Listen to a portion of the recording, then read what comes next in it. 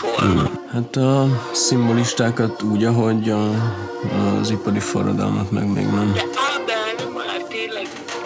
Ki Magyarország pénzügyminisztere? Ki a francia elnök? Ki az Egyesült Államok elnöke? Hát a Biden. A Biden bácsi.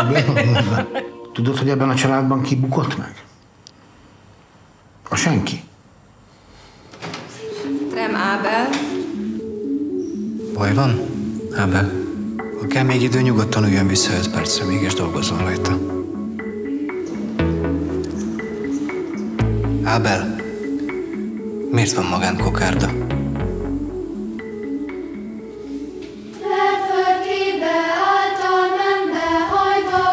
Nem lehetett volna azt a gyereket átengedni? Próbáltunk neki segíteni, kérdeztük, mi a baj, nem válaszolt. Forrásokat se használta. Semmi. Elmondanád, hogy mi volt a történelem érettségi? És nem bírod ki, de csak behozod a politikát. Nem kéne már kicsit kikapcsolni? De az a baj, hogy pont erről van szó, édesem. De jól vagy? Igen, lehet, hogy ennek a fiúnak fájt az, amit te kérdeztél.